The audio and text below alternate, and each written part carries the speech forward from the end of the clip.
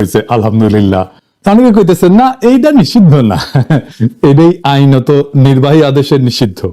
আইনি ভাবে নিষিদ্ধ হবে যদি আমরা পর্যাপ্ত পরিমাণে প্রমাণ দাখিল করতে পারি আদালতে। তারপরে সারা দেশে এক নতুন মেরুকরণ হইতেছে আওয়ামী লীগের বিচার প্রশ্নে। এই মেরুকরণে বিএনপি ছাড়া ফ্যাসি বিরোধী সবাই রাস্তায় নামিয়েছিল। এই ঐক্যটাই আগামীর বাংলাদেশ। এই ঐক্যের শুরু মার্চ ফর গাজা থেকে। বিএনপি এখানে ছিল কিন্তু না থাকার মতোই, শেষ মুহূর্তে এসে ট্রেনে ওঠার মতো আর কি, লাস্ট মোমেন্টে এসে একটা বক্তৃতা মেরে গেছে। এই আওয়ামী লীগ নিষিদ্ধের আন্দোলনে বিএনপি নাই, ছিল না। বিএনপি আমাদের সাবেকে বলতেছে আমরা আহ্বান জানাইছি, ওনারা আসেন নাই। ফেয়ার এনাফ, ওনারা ওনাদের রাজনীতি ঠিক করে নিছে, ওনাদের জন্য আওয়ামী লীগ নিষিদ্ধ কোনো জরুরি বিষয় না। কিন্তু এটাই হবে আগামীর বাংলাদেশের রাজনৈতিক ফ্রন্ট, যারা আওয়ামী লীগ নিষিদ্ধের প্রশ্নে মাঠে নামছে। এই ফ্রন্ট যদি দাঁড়ায় যায় তাহলে বিএনপি খুবই মুশকিলে পড়বে এদের সাথে নির্বাচনে মোকাবেলা করতে, কারণ এরাই ভারতীয় আধিপত্যবাদের বিরুদ্ধে আওয়ামী লীগের নিষিদ্ধের পক্ষে। আওয়ামী লীগকে কি নিষিদ্ধ করা উচিত? অনেকে বলতেছে এটা একটা ফ্যাসিবাদী আচরণ। এই প্রশ্নটা আমরা কিভাবে ফয়সালা করব? আমাদের এই প্রশ্নের ফয়সালা করতে হবে আবেগের ঊর্ধ্বে উঠা, কোন ঘৃণা বা আবেগের বশবর্তী না হইয়া এটা আমাদের ফয়সালা করতে হবে। এমন ভাবে করতে হবে যেন ওই কথা কামেলারা কোনো যুক্তি তুলে ধরতে না পারে, বিএনপি যেন পিছলাই যেতে না পারে। বিএনপি আওয়ামী লীগ নিষিদ্ধের প্রশ্নে কোনো শক্ত অবস্থা নিতে পারে না, তাই না? এক এক সময় এক এক কথা বলিছে, এক এক নেতা এক এক আর্গুমেন্ট দিচ্ছে, সবকিছুর সার কথা হইতেছে বিএনপি নির্বাহী আদেশে আওয়ামী লীগের নিষিদ্ধ চায় না। গয়েশ্বরবাবু বলছেন যে আজকে আওয়ামী লীগ নিষিদ্ধ করেছে, আগামীতে তারা বিএনপিকেও নিষিদ্ধ করতে পারে। যমুনা আর শাহবাগে না আইসা বিএনপি পলিটিক্যালি লস করলো, কিন্তু এই ছাড়া বিএনপির উপায় ছিল না। এটাই সেই পলিটিক্যাল লাইন যেটা বিএনপি গ্রহণ করেছে। আবার বিএনপির চেয়ারপারসন মানে খালেদা জিয়ার উপদেষ্টার কথা শুনেন, জোগাড়টার কথা শুনেন। যে খেলাধুলা সেই ছেলে পেলেদেরকে নিয়ে আমি তো বলি ন্যাশনাল এনসিপি না, ন্যাশনাল চিলড্রেন পার্টি। এই বাচ্চা কাচ্চারা কখন কি মনে চায় এখন দুধ খাবো না, একটু করে চকলেট খাবো, একটু করে রসগোল্লা খাবো না, খাবো না, এই দেশটাকে তো এরকম মনে করছে। আর ওই লুটপাট করে কিছু টাকা পয়সা, তারা তো আসলে গড় আছে দর নাই, এইরকম গড়ের ছেলেরা আসছিল এখানে এবং এদেরকে কালো শক্তি এদেরকে রেডি করিয়া কয়েক বছর এই কাজটা করাইছে। এখন এরা ধরাকে সরা জ্ঞান করে। কয়জন মানুষ হয়েছে সাহেবের বাড়ি ঘেরাও করবে, পুলিশ বাধা দেয় না, মিলিটারি তাদেরকে বোলা দেয় ডাকে, হ্যাঁ আব্বাজান ডাকে পুলিশে, এরা এত আদর যত্ন, মেয়েরা মানে জামাই আদরে নিয়ে আসে। কয়জন লোক হয়েছে এখানে? আওয়ামী লীগের যদি বাধা না দেয়, এখনো যদি বাধা না দেয়, আওয়ামী লীগে ঢাকা সিটির একটা ওয়ার্ড থেকে যে লোক এখানে আসবে এখানে অতগুলো লোক তো হয় নাই। কাজে এরা যদি 200-500 লোকে এইভাবে দাবি করে আর রাস্তার মধ্যে বৈশা যদি একটা কোটি কোটি মানুষের একটা রাজনৈতিক দলকে নিষিদ্ধ করে দিতে পারে, ভালো ভালো। কিন্তু এই নিষিদ্ধ তো এই পৃথিবীতে কোনো কারণে কোনো ডেমোক্রেটিক কোনো গণতন্ত্র বিশ্বাসী মুক্ত হইতে পারে না। আমার দলও চায় না, আমিও চাই না, এটা তো হইতে পারে না। কি করবে তারা? আওয়ামী লীগকে নিষিদ্ধ করলে জনগণ করুক, এটা হলো আমার কথা। এরা কারা? এরা কি? ওর কথা আর কইবার চাই না। তো ওই বিএনপি করে নাকি আওয়ামী লীগ করে? আবার মির্জা ফখরুল কি বলেছিল? উনি কইছিলেন আওয়ামী লীগকে নির্বাচনে বাধা এবং নিষিদ্ধ করা উচিত না। কইছিলেন রাজনৈতিক দল হিসেবে কাউকে বাধা দিতে পারি না, আওয়ামী লীগ নিষিদ্ধের বিষয়ে ফখরুল। আবার এখন কইতেছেন 18 কোটি মানুষ আওয়ামী লীগকে চায় না। তো উনারা কি বলেন, বুঝা বলেন কিনা আল্লাহ জানেন। আওয়ামী লীগকে নিষিদ্ধ করার প্রশ্নে কেন বিএনপি দ্বিধান্বিত?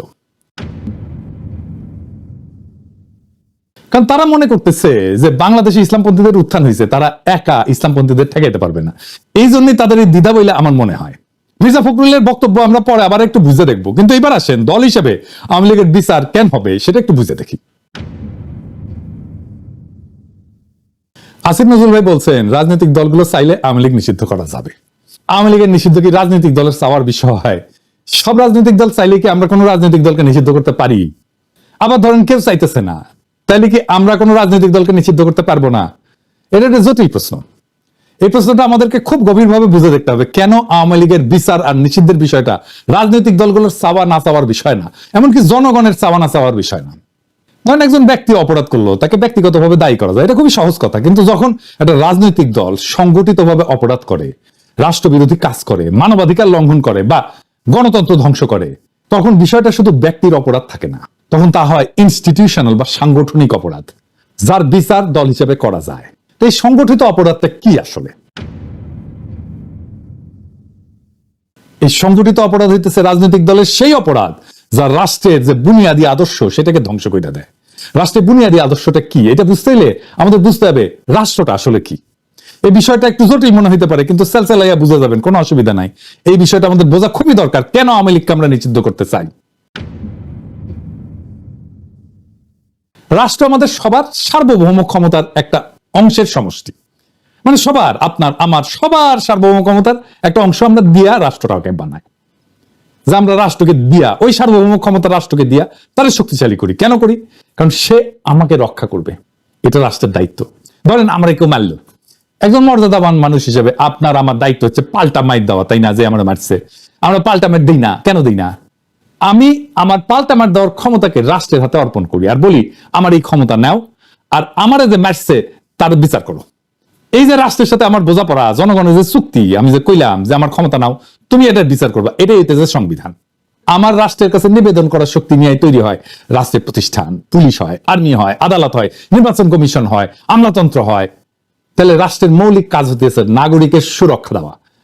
সরকার আমরা নির্বাচন করি এই রাষ্ট্রকে চালানোর জন্য, সে আমার আপনার চাকর, কিন্তু সেই যখন মালিক হইয়া বসে আর রাষ্ট্র যেটার মালিক সেটা দখল নিয়ে নেয় আর আমার বিরুদ্ধে কৃপান তোলে, আমার সুরক্ষা কি? আমি হয়ে যাই জুলুমের শিকার, আমার ক্রস ফায়ারে দেয়, আমার গুম করা হয়, আমার সম্পদ লুট করা হয়। সে বলতে থাকে এটা আমার দেশ, আমার বাবা স্বাধীন করেছে, আমি দেশের মানুষকে খাওয়াই, আমি এটা করে দিয়েছি, ওইটা করে দিয়েছি, আমি তো বলে দিয়েছি, সব বন্ধ করে বসে থাকবো, আমি টিভি চ্যানেল দিয়েছি, আমি মোবাইল দিয়েছি, আমি উন্নয়ন করেছি, আমি আমি আমি আমি আমি আমি এইটা একটা রাষ্ট্রের সাথে ওই নাগরিকের সাথে কন্ট্রাক্টের বরখেলাপ। এটাই রাষ্ট্রের বুনিয়াদী বৈশিষ্ট্যকে ধ্বংস করা।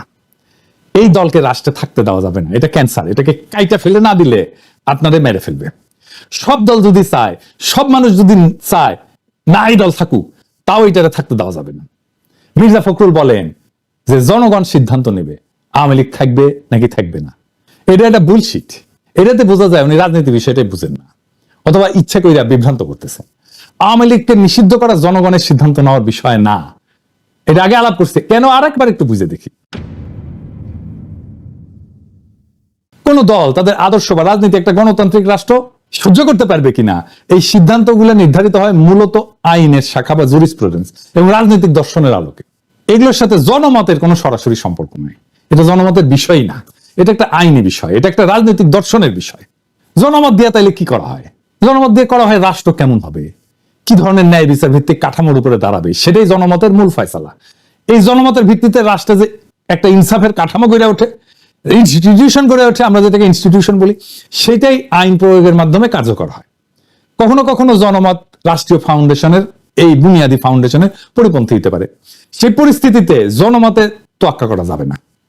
রাষ্ট্রকে সিদ্ধান্ত নিতে হবে যে তার ন্যায় বিচারমূলক কাঠামো অনুযায়ী এইটা তার ফাউন্ডেশনের পরিপন্থী কিনা। যেমন ক্রস ফায়ার, পুলিশ হেফাজতের নির্বাচন, গণধোলাই, এই সমস্ত অনেক দেশে জনপ্রিয় হতে পারে, পাবলিক পছন্দও করতে পারে, কিন্তু তার রাষ্ট্রের মৌলিক ন্যায় বিচার এবং ভাবনার পরিপন্থী। সুতরাং এগুলা বিচার ব্যবস্থার দৃষ্টিতে খুন, টর্চার, অ্যাটেম্প টু মার্ডার, এইসব ফৌজদারি অপরাধ হিসেবে গণ্য হবে। এইখানে জনমতের দোহাই দিয়া অপরাধের অস্বীকারের কোনো সুযোগ নেই। এই একই যুক্তিতে কোন রাজনৈতিক দলকে নিষিদ্ধ করা হবে কিনা সেটা নির্ধারিত হবে রাষ্ট্রের মৌলিক ন্যায় বিচার এবং রাজনৈতিক আদর্শের সাথে ওই দল সঙ্গতিপূর্ণ কিনা তার উপরে। জনমত বা অন্যান্য কোন রাজনৈতিক দলগুলোর মতামত এখানে বিবেচ্য না। যদি আওয়ামী লীগ আদর্শিকভাবে ফ্যাসিস্ট হয় এবং সন্ত্রাসবাদ হয় তাদের রাজনৈতিক কৌশল, তাহলে বিএনপি বা অন্য দল তাদের টিকায় রাখার পক্ষে থাকলেও রাষ্ট্র তাদের নিষিদ্ধ করতে বাধ্য, কারণ এটা রাষ্ট্রের ফাউন্ডেশনের বিরোধী, এটা রাষ্ট্রকেই ধ্বংস করে ফেলবে। আবার যদি আওয়ামী লীগ এইসব মানদণ্ডে না পড়ে, তাহলে বিএনপি, অন্য দল, জনগণ সবাই বিরোধিতা করলেও শুধু জনমতের ভিত্তিতে তাদের নিষিদ্ধ করা যাবে না। আওয়ামী লীগকে নিষিদ্ধ করাটা ফ্যাসিবাদ না, বরং ফ্যাসিবাদের দোহাই দিয়ে এই ইন্ডিয়ান মাফিয়া দুর্বৃত্তকে টিকায় রাখাটাই একটা ফাতরান। এরকম ফাতরা বাংলাদেশে অনেক জন্ম নিয়েছে, কথা কামাল একটা সবচেয়ে বড় ফাতরা হয়েছে। ওটা রাজনীতি বুঝাই দিতে হবে, রাজনীতি কি। যদি কোনো দল গণতন্ত্র ধ্বংস করে, নির্বাচনকে নাটকে পরিণত করে, বিরোধী মত দমন করে, গুম খুনকে রাষ্ট্রনীতি বানায়, তবে সেই দল রাষ্ট্রের বিরুদ্ধে অবস্থান নেয় এবং রাষ্ট্রকে ভেতর থেকে ধ্বংস করে। এই ক্ষেত্রে রাষ্ট্রের দায়িত্ব হইতেছে সেই দলকে নিষিদ্ধ করা, রাষ্ট্রের নীতির এবং গণতন্ত্রের শুদ্ধতা রক্ষা করা। আওয়ামী লীগকে বিচার করার প্রশ্ন উঠলে দেখতে হবে তার রাষ্ট্রীয় গুমের মূল সংগঠক কিনা, তারা নির্বাচন ব্যবস্থাকে ধ্বংস করে ক্ষমতায় ছিল কিনা, তারা প্রশাসন এবং বিচার বিভাগকে দলীয়করণ করেছিল কিনা, তারা রাষ্ট্রের জনগণের সম্পত্তি এটা লুট করছে কিনা, পাচার করছে কিনা, তারা কি গণতন্ত্রের মৌলিক কাঠামো ভেঙে দিছে। এই প্রশ্নগুলোর উত্তর যদি হয় ইতিবাচক, হ্যাঁ, তবে শুধু ব্যক্তি না, বরং দল হিসেবে তাদের বিচার হওয়াটা ন্যায্য। রাষ্ট্রের একটা নৈতিক আত্মা থাকে। জন রলস বলছিলেন, a just society is one in which institutions are fair. একটা ন্যায্য সমাজ সেটাই যেখানে প্রতিষ্ঠানগুলো ন্যায্য। যদি কোনো দল রাষ্ট্রীয় প্রতিষ্ঠানকে অন্যায্যভাবে ব্যবহার করে, তবে সেই দলের অস্তিত্বই রাষ্ট্রের ন্যায়বোধের পরিপন্থী। এই কারণে আওয়ামী লীগ একটা সংগঠিত অপরাধী শক্তিতে পরিণত হয়েছে, রাজনৈতিক দল এটা নাই। তাই এই সংগঠিত অপরাধী দলকে নিষিদ্ধ করা একটা ন্যায়পরায়ণ রাষ্ট্রের দায়িত্ব, দল না। রাষ্ট্র গুরুত্বপূর্ণ। রাষ্ট্র গণতন্ত্র রক্ষা করতে ব্যর্থ হইলে সেটা তার নিজের আত্মাকে হত্যা করে। আওয়ামী লীগ যদি বারবার প্রমাণ করে তারা গণতন্ত্র, মানবাধিকার, আইনের শাসনকে ধ্বংস করেছে, তবে সেই দলের প্রতি সহনশীলতা নয়, বরং আইন এবং নৈতিক বিচারে নিষিদ্ধ করাই হবে প্রকৃত প্রগতিশীলতা। দেখেন, মুজিবের আমলে এইটা স্বৈর শাসন আনছে না, আবার হাসিনার আমলে ফ্যাসিবাদ। একই দল তো, তাই না? একই দল তো বাকশাল করছে, একই দল হাসিনা করছে, একই দল হাসিনা ফ্যাসিবাদ করছে। এইখানে শাহবাগ, যেহেতু শাহবাগে আন্দোলনটা হয়েছে, একটা অংশ প্রথমে শুরু হয়েছিল যমুনার পরে, তারপর ওখান থেকে শাহবাগে আসছে। এখানে শাহবাগ নামটা বিএনপি নিয়ে আসছে 2013 সালে জামাত বিরোধী আন্দোলনের আইকন হিসাবে। যে আন্দোলন ফ্যাসিবাদ কায়েম করছিল, বিএনপি কইতেছে শাহবাগে সবাই গেছিল, ছাত্রদল যায় নাই। এটা 6 ফেব্রুয়ারির সংবাদ, মানে শাহবাগ শুরু হওয়ার পর দিন। আর 12 ফেব্রুয়ারিতে বিএনপি শাহবাগকে স্বাগত জানাইছে। হ্যাঁ, ওইটা আর কয় না। হ্যাঁ, বুঝছাও। এইবার বিএনপির লোকেরা বলেন তো, আপনার দল কেন স্বাগত জানাইছিল? বিএনপির অনেকে, আমিও সিপিবির কর্মী হিসেবে শাহবাগে গেছিলাম, আমি সাক্ষী, বিএনপির লোকেরা গেছিল। আমার দল শাহবাগ ত্যাগ না করলেও আমি দল ত্যাগ করে তওবা করেছি, ভুল স্বীকার করেছি ব্যক্তি হিসাবে। বিএনপির লোকেরা আমার শাহবাগের টাইমে স্ক্রিনশট আর আগে ভিডিও নিয়ে লাদায় দেখায় আর কি, যে দেখো দেখো দেখো কি কইছিল কি কইছিল কি কইছিল। এই নিয়ে আলাপ করবো আজকে। কিন্তু আপনার দল বিএনপি যে শাহবাগের স্বাগত জানিয়েছিল, তার জন্য তওবা করেছিলেন, করেন নাই। হ্যাঁ, বেশি ফাতরামো করেন না। হ্যাঁ, বেশি ফাতরামো করেন না, আপনারই ধরা খাইবেন। শাহবাগ আওয়ামী নিষিদ্ধের আন্দোলনের জায়গা হইয়া তার ঐতিহাসিক পাপ মোচন করেছে। জার্মানিতে একটা জায়গা আছে, রেইনহার্ড হেডরিক প্লাটস বলে, বার্লিনে। 1930-এর দশকে নাৎসিবাদের জন্ম ওই জায়গাটায়। হিটলারের জার্মানির প্রতীক স্থান ছিল এটা। আর 60-70-এর দশকে এইখানেই ছাত্র জনতা নাৎসি অতীতের বিরুদ্ধে এবং সমাজতান্ত্রিক অধিকারের দাবিতে আন্দোলন করে। প্রথমটা ছিল ফ্যাসিবাদের প্রতিষ্ঠার পক্ষে, দ্বিতীয়টা ফ্যাসিবাদের বিচার এবং গণতন্ত্রের দাবির পক্ষে। চীনে দেখেন না, তিয়ানানমেন স্কোয়ার, এখানে কি ছিল? 1949 সালে কমিউনিস্ট পার্টির বিজয় ঘোষণা করা হয়েছিল এবং গণচীনের প্রতিষ্ঠার আনুষ্ঠানিকতা এই স্কোয়ারে হয়েছিল। আবার 1889 সালে, তখন আমরা ছাত্র, কেবল ছাত্র জীবনের শেষ দিকে, সে একই স্কোয়ারে ছাত্র তরুণদের গণতন্ত্র এবং রাজনৈতিক সংস্কারের পক্ষে বিশাল বিক্ষোভ হয়েছিল। পরে সেনাবাহিনী গুলি কইরা সেটা দমন করে। প্রথমটা ছিল কমিউনিস্ট শাসনের প্রতিষ্ঠা, আর দ্বিতীয়টা ছিল কমিউনিস্ট শাসনের অবসানের আকাঙ্ক্ষার আন্দোলন। শাহবাগের টাইমে আমি একটা বক্তব্য দিয়েছিলাম, সেটা আরো অনেক দিয়েছিলাম, কিন্তু একটা বক্তব্য ঘুরে ঘুরে বেড়ায়, আপনারা নিশ্চয়ই দেখেছেন। আগে বক্তব্যটা শোনেন, আমি নিজেই দেখাচ্ছি, শুনেন। একটা জিনিস বুঝতে হবে, Jamaat was not a mere collaborator. Jamaat was part of East Pakistan provincial government. তারা 4টা মন্ত্রী ছিল, commerce, revenue, industry and education. 4টা মন্ত্রী নিয়ে ইস্ট পাকিস্তান প্রভিন্সিয়াল গভর্নমেন্ট যারা গণহত্যা চালিয়েছে, যারা সেই আর্মিকে, পাকিস্তান বর্বর আর্মিকে নেতৃত্ব দিয়েছে, সেই সরকারের পার্ট ছিল জামাত ইসলাম। সো সেই গণহত্যার, মুক্তিযুদ্ধের সময়ের গণহত্যার সমস্ত অপরাধের নৈতিক এবং বাহ্যিক ব্যবহারিক দায়িত্ব এই সংগঠনটাকে নিতেই হবে। এখন কয় ওরা যে দেখে যা কি কইছিল, আমি ওটি যা বলেছিলাম তা এখনো ভ্যালিড, আমি এটার পক্ষে। আমি এই কথাটা জামাতকে এখনো বলি, কয়েকদিন আগেই বলেছি। জামাত আমার এলাই হইতে পারে, আমার মিত্র হইতে পারে, কিন্তু তার পলিটিক্যাল মিস্টেকের দায় তো আমি নিব না, কেউই নিবে না। হ্যাঁ, বন্ধু হিসেবে, রাজনৈতিক মিত্র হিসেবে পরামর্শ চাইলে আমি দিতেই পারি, পরামর্শ যাতে রাজনৈতিক ভুলকে ট্যাকেল করার জন্য কাজে লাগাইতে পারে। কিন্তু তার রাজনৈতিক দায় তার একান্তই তার, আমার না।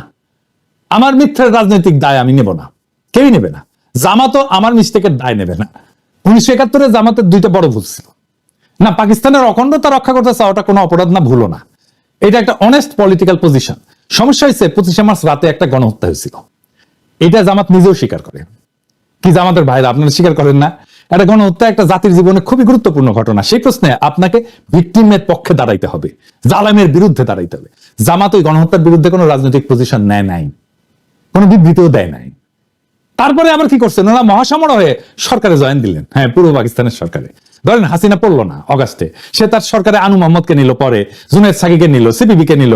তো এরা কি তাহলে সেই জুলাই আগস্টের গণহত্যার দায় নিয়ে ফেললো না? তার দায় তাদের কাঁধে চাপবে না? তো 2টা মিস্টেক তো জামাতের কাঁধেও একই দায় চাপছে গণহত্যার। জামাতকে প্রশ্নের ফয়সালা তো করতেই হবে। এটাকে ফয়সালাবিহীন রাখা যাবে না। আমি ওই সময় ওই বয়সে মিস্টেকটা খুবই সঠিকভাবে ধরতে পারিছিলাম। চালান এটা বরং বোঝাবে যে আমি কোনো পলিটিক্যাল মিস্টেক করি নাই। আওয়ামী লীগ নিষিদ্ধ হয়েছে, এটা কোনো প্রতিশোধ বা কোনো প্রতিহিংসার বহিঃপ্রকাশ না। এটা হলো রাষ্ট্রের আত্মরক্ষার একটা জরুরি পদক্ষেপ। এই সিদ্ধান্ত কেবল রাজনৈতিক না, এটা ন্যায় বিচারের প্রশ্ন, ইনসাফের প্রশ্ন। আজ বাংলাদেশের রাজপথে যারা আওয়ামী লীগের নিষিদ্ধের দাবি নিয়ে দাঁড়াইছিল, তারা কেবল একটা দলের বিরুদ্ধে না, তারা দাঁড়াইছে ফ্যাসিজম, দখলদারিত্ব, রাষ্ট্রীয় সন্ত্রাস, ভারতীয় আধিপত্য, ভোট চুরি, গণতন্ত্রহীনতার বিরুদ্ধে, মানবিক অধিকার ধ্বংসের বিরুদ্ধে। বিএনপি ইতিহাস ঘন মঞ্চে থাকতে পারলো না, আফসোস। তাতে কিছু আসে যায় না, ইতিহাস অপেক্ষা করে না। যে ফ্রন্ট আজকে রাজপথে নামছে তারাই ভবিষ্যতের বাংলাদেশ রচনা করবে। এই লড়াই কোনো দলের পক্ষে বা বিপক্ষে না, এই লড়াই একটা নতুন রাষ্ট্র চিন্তার পক্ষে, যেখানে জনগণ হবে মালিক, রাষ্ট্র হবে তাদের রক্ষক, আর আইন হবে সকলের জন্য সমান। ফখরুল সাহেবরা যতই বলুক নিষিদ্ধ করা উচিত না, জনগণ আজ সিদ্ধান্ত নিয়ে ফেলছে, এই দল আর রাষ্ট্রে থাকতে পারবে না। কারণ এই দল জনগণের উপর চালাইছে যুদ্ধ। এই দল আদালত, প্রশাসন, নির্বাচন সবকিছু ধ্বংস করে নিজের জন্য একটা ব্যক্তি নির্ভর ফ্যাসিস্ট রাজত্ব কায়েম করছিল। এখন সময় আসছে জনগণের রাষ্ট্র পুনর্গঠনের। যারা আওয়ামী লীগের বিচার চায়, নিষিদ্ধ চায়, তারাই আজ বাংলাদেশের আসল গণতান্ত্রিক শক্তি। ইতিহাস একদিন বলবে এই নিষিদ্ধই ছিল গণতন্ত্র পুনরুদ্ধারের প্রথম পদক্ষেপ।